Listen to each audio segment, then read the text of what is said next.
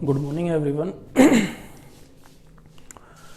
बच्चों, electricity chapter के series में आज अपना जो वीडियो होगा वो हम एनसीईआरटी बुक के जो पेज नंबर 202 पर इन टेक्स्ट क्वेश्चंस हैं उनके ऊपर होगा। तो बच्चों, इससे पहले हम प्रीवियस अपने वीडियो के अंदर पोटेंशियल डिफरेंस और इलेक्ट्रिक करंट, इलेक्ट्रिक सर्किट के बारे में पढ़ चुके हैं। तो बच्चों, ये हैं अपने पास 3 क्वेश्चन इन टेक्स्ट क्वेश्चन हैं जिनको मैंने बोर्ड के ऊपर मेंशन किया है, उनको हम सोल्व करेंगे। तो बच्चों स्टार्ट करते हैं। एनसीईआरटी की जो बुक है अपनी, उस पर page number 202 in text question. सबसे पहले बच्चों अपने पास पहला क्वेश्चन है, name the device that helps to maintain the potential difference across a conductor. बच्चों, हमें उस डिवाइस का नाम बताना है जो एक कंडक्टर के अक्रॉस पोटेंशियल डिफरेंस को मेंटेन करने के काम आता है या उसी को हम यूज करते हैं। तो बच्चों, इस क्वेश्चन को सोल्व करने से पहले कुछ मैं एक बार थोड़ा सा आपको रिकैप करवा देता हूं जो हमने अपने प्रीवियस वीडियोस में आपको इन्फॉर्मेशन दी है। हमने बताया बच्चों, कोई भी ऐसे सॉलिड्स जिनके अंदर से इलेक्ट्रिक करंट पास होता है उनको हम कंडक्टर बोलते हैं। और मैंने माना ये एक सर्किट डायग्राम है जिसमें मैंने एक कंडक्टर को कनेक्ट करा है with the help of connecting wire with a battery. और बच्चों इसमें हमने कुछ this is the symbol of key and this is the symbol of battery, it is positive terminal and it is negative terminal. अपने पिछले वाले lecture में हमने बताया था आपको कि इलेक्ट्रिक करंट की डायरेक्शन होती है from positive terminal to negative terminal of the battery. और बच्चों, इस कंडक्टर के ऊपर चार्ज फ्लो करता है और जिस तरीके से बच्चों इस कंडक्टर में से करंट फ्लो करता है, एक सिंपल अगर मैं पाइप लेता हूं, उसमें फ्लो ऑफ लिक्विड के लिए जिस तरीके से हमें प्रेशर डिफरेंस की जरूरत होती है, यहाँ प्रेशर P1 है, यहाँ P2 है, तो pressure P1 must be greater than P2 if the water is flowing in this direction. ठीक उसी तरीके से बच्चों हमें इस कंडक्टर के अंदर से करंट पास करने के लिए एक पोटेंशियल डिफरेंस की ज़रूरत होती है। और ये हमने पोटेंशियल डिफरेंस जब टॉपिक कवर किया था तो उसमें बताया था with the help of cell और battery we can maintain the potential difference across a conductor. तो अपना पहला क्वेश्चन है, उसका आंसर मैं अगर लिखना चाहूँ, आंसर क्वेश्चन नंबर 1 का आंसर, तो आपको वो डिवाइस बताना है जिसकी हेल्प से हम पोटेंशियल डिफरेंस को मेंटेन करते हैं कंडक्टर के अक्रॉस। तो आपका आंसर होगा इलेक्ट्रिक सेल और battery is used to maintain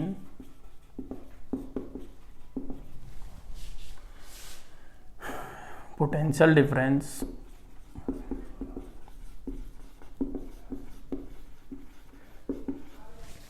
across a conductor. So this is the first question answer. So बच्चों, एक बात हमेशा याद रखना कि बैटरी के अंदर ऐसा क्या होता है कि ये पोटेंशियल डिफरेंस मेंटेन करता है। तो आपका सिंपल आंसर होना चाहिए, जब भी हम बैटरी या सेल को बनाते हैं तो उसके अंदर हम कुछ केमिकल्स को डालते हैं और उन केमिकल्स के बीच में रिएक्शन होता है और उस रिएक्शन की वजह से दोनों टर्मिनल के बीच में एक पोटेंशियल डिफरेंस जनरेट होता है। और बच्चों, इसमें उस सेल की केमिकल एनर्जी भी खर्च होती है। Now moving on the next question number 2, what is meant by saying that the potential difference between 2 points is 1 volt? बच्चों, ये क्वेश्चन वैसे हम कवर कर चुके हैं अपने पिछले वीडियो में, पर फिर भी मैं आपको एक बार फिर से रिमाइंड करवा देता हूँ। बच्चों, एक इलेक्ट्रिक सर्किट मानता हूँ मैं, यह है एक इलेक्ट्रिक सर्किट, गिवन वही डायग्राम है, इसमें कोई भी 2 पॉइंट है। इन 2 पॉइंट, सपोज मैं एक पॉइंट यहाँ ले लेता हूँ A and second point is B। तो दोनों पॉइंट के बीच में हमें बताना है कि जो पोटेंशियल डिफरेंस है वो 1 वोल्ट का कब होगा। तो बच्चों, इसके लिए एक सिंपल सी बताया भी था मैंने, अगर हम 1 कूलम के चार्ज को लेते हैं, 1 कूलम ऑफ चार्ज, और उसको मूव करते हैं from point A to B और बी टू ए, और हमें अगर वर्क डन करना पड़े 1 जूल का, तो हम कहेंगे दोनों पॉइंट के बीच का पोटेंशियल डिफरेंस कितना है, 1 volt. So I am writing the answer of this question, question number 2 and answer. तो बच्चों इसका आंसर है potential difference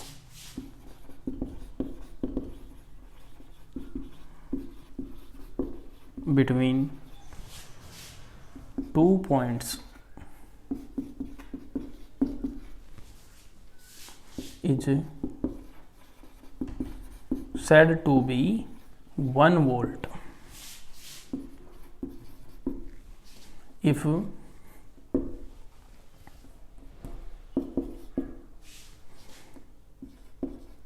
1 joule of work is required to move unit charge, और यूनिट चार्ज का मतलब बच्चों 1 coulomb, unit charge from 1 point to other. तो बच्चों this is the definition of 1 volt, और you can say this is the meaning of 1 volt. और बच्चों ज़रूरी नहीं है कि ये 2 पॉइंट यहाँ पर है, आप इस सर्किट के अंदर अगर कहीं पर भी यहाँ पर भी हो सकते हैं, लेकिन बस वर्क डन अपना जो यूनिट चार्ज को मूव करने के लिए होना चाहिए वो कितना होना चाहिए, 1 जूल, और वो unit charge means 1 coulomb. So dear student this is the answer of second question. मैं उम्मीद करता हूँ बच्चों अभी तक जो पढ़ाया जा रहा है वो आपको समझ में आ रहा होगा। अपना नेक्स्ट क्वेश्चन है, नेक्स्ट क्वेश्चन जो है क्वेश्चन नंबर 3, उसका आंसर लिखूंगा बच्चों मैं। सबसे पहले स्टेटमेंट, क्वेश्चन नंबर 3 को स्टेटमेंट बोल रहा हूँ मैं, सुनना, आप अपनी बुक से रेफर कर सकते हैं, page number 202। How much energy is given to each coulomb of a charge passing through a 6 volt potential difference battery. कहता है बच्चों हमारे पास एक बैटरी है जिसका पोटेंशियल डिफरेंस कितना है, 6 वोल्ट। अब उसमें से हमें 1 कूलम का चार्ज पास करना है। सो बच्चों मैं इस क्वेश्चन का आंसर देने से पहले आपको एक बात बता देना चाहता हूँ। मान लो हमें ये बैटरी के 2 टर्मिनल है, this is the positive terminal, this is the negative terminal. हमें 1 कूलम का चार्ज लेना है और उसके एक टर्मिनल से दूसरे टर्मिनल तक हमें लेके जाना है। जो पोटेंशियल डिफरेंस इसने लगा रखा है वो पोटेंशियल डिफरेंस कितना है बच्चों, 6 वोल्ट। तो बच्चों हमें एक रिलेशन पता है, किसी भी बैटरी या सेल का पोटेंशियल डिफरेंस वो बराबर होता था बच्चों वर्क डन अपॉन में चार्ज, और चार्ज को बच्चों हम डिनोट करते थे Q से। ये रिलेशन आपने पढ़ा है। तो इस न्यूमेरिकल या आप कहें इस क्वेश्चंस में जो गिवन है हमें, वो पोटेंशियल डिफरेंस कितना है, पोटेंशियल डिफरेंस जिसको हम V से डिनोट करते हैं बच्चों, V is equal to, it is given 6 volt, and volt is the SI unit of potential difference. So now I have to calculate the energy. तो बच्चों 9th क्लास के अंदर हमने पढ़ा है कि कोई भी बॉडी अगर वर्क डन करती है it means it carry A energy, और या फिर इसको कोई एनर्जी सप्लाई हम कर रहे हैं। तो सिंपली अगर बात करें तो वर्क डन हमेशा किसके इक्वल होता है, एनर्जी के। तो बच्चों यहाँ पर एक टर्म लिखी हुई है ईच कूलम। ईच कूलम का मतलब बच्चों हर एक कूलम के चार्ज को मूव करने के लिए 1 कूलम ऑफ चार्ज। तो बच्चों यहाँ पर हम चार्ज की जो वैल्यू लेंगे वो कितनी लेंगे, Q is equal to 1 coulomb, because it is mention in this question how much energy is given to each coulomb. 1 coulomb के चार्ज को कितनी एनर्जी देंगे तो कि वो मूव कर सके एक पोटेंशियल डिफरेंस कितने वोल्ट का, 6 वोल्ट का। तो हमें पता है वी नो दैट बच्चों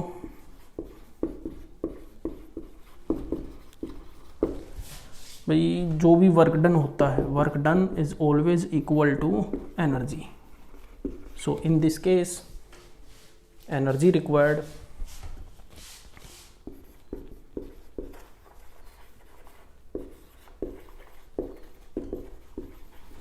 is equal to, I can write from this formula, potential difference is equal to work done upon में charge. So I can calculate the work done is equal to potential difference into charge, and potential difference is denoted by V. So बच्चों I can write it is equal to work done and it is equal to potential difference into charge. Charge is denoted by Q. So dear student, what is the value of V? V is given here 6 volt. सभी को SI unit में लेना है. कोई भी question को जब हम सोल्व करें, न्यूमेरिकल को सोल्व करें, तो अगर SI यूनिट में किसी भी फिजिकल क्वांटिटी की वैल्यू नहीं है तो सबसे पहला काम अपना होगा उसको हमें कन्वर्ट करना है SI यूनिट में. 6 इंटू चार्ज की वैल्यू है बच्चों 1 coulomb, and 1 coulomb means it is the SI unit or this is the magnitude 1. So I multiply 6 and 1, we get the answer that is equal to 6. So बच्चों आपने पीछे भी पढ़ा है वर्क डन और एनर्जी की जो यूनिट होती है उसको हम जूल लिखेंगे, और इसी को बच्चों हम लिख सकते हैं 6 न्यूटन मीटर. अब ये जो न्यूटन मीटर यूनिट है ये मैंने कहाँ से ली है? ये ली है बच्चों 9th क्लास में आपने पढ़ा है. वर्क डन होता है फोर्स इनटू डिस्प्लेसमेंट. तो बच्चों यहाँ तक तो था अपना थर्ड क्वेश्चन. थर्ड क्वेश्चन में जितना 1 कूलाम के चार्ज को, मान लो मैं 6 वोल्ट की बैटरी है, 1 कूलाम के चार्ज को इस सर्किट में मूव करवाना चाहता हूँ, तो मुझे 1 कूलाम के चार्ज के साथ कितनी एनर्जी की ज़रूरत पड़ेगी? 6 जूल की. और ये एनर्जी कौन सप्लाई करेगा? This battery. Is it clear? ये अपना क्वेश्चन है third. Now I am moving to the next question. और बच्चों ये क्वेश्चन जो है ये आपकी एनसीईआरटी में नहीं है, ये क्वेश्चन मैं अपनी तरफ से आप लोगों को दे रहा हूँ. तो इसको सोल्व करते हैं.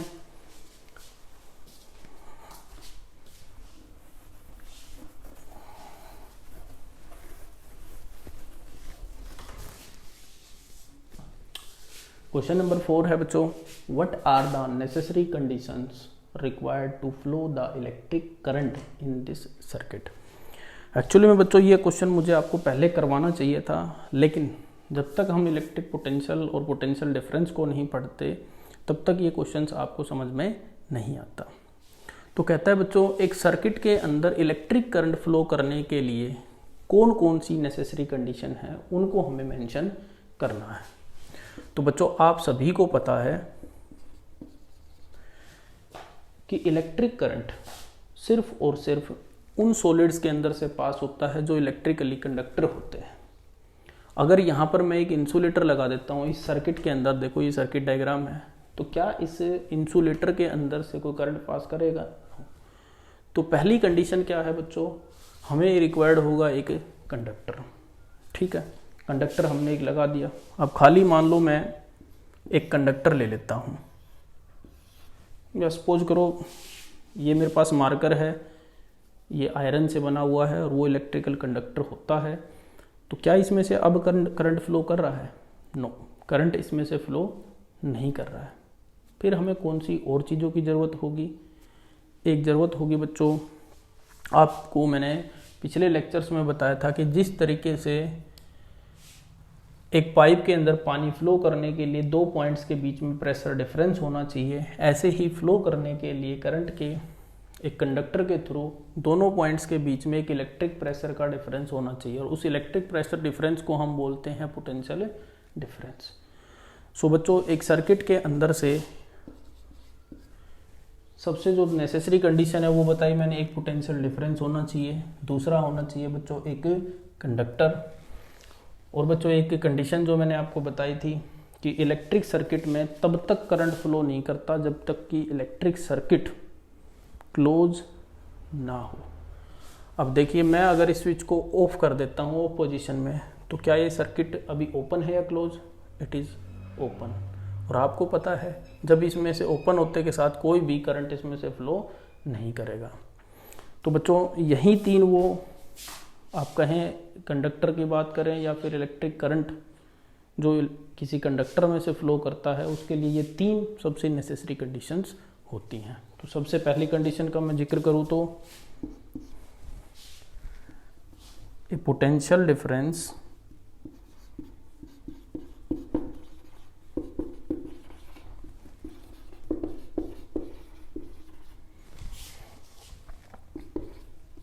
सोर्स, और बच्चों पोटेंशियल डिफरेंस का सोर्स होता है सेल और battery. Potential difference source is required. दूसरा कंडीशन है बच्चों सर्किट के अंदर, circuit must carry a conductor.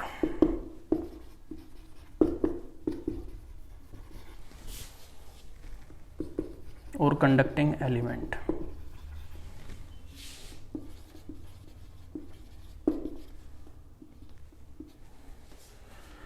And third one is, dear student, and this is the last, what is, एक क्लोज सर्किट होना चाहिए और कंटिन्यूस होना चाहिए। सो सर्किट मस्ट बी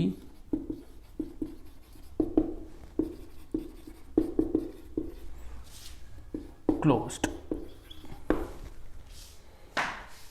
तो बच्चों ये थे अपने 4 क्वेश्चंस और इनके आंसर। उम्मीद करता हूँ ये इन टेक्स्ट क्वेश्चंस आपको समझ में आए होंगे और इनको एक बार आप घर पे भी प्रैक्टिस करेंगे। मैं एक बार फिर से बता रहा हूँ, इसमें जो क्वेश्चंस मैंने आपको करवाए हैं एनसीईआरटी की जो बुक है अपनी, उसके ऊपर पेज नंबर 202। तो आप घर पे इनको प्रैक्टिस एक बार ज़रूर करें। Thank you.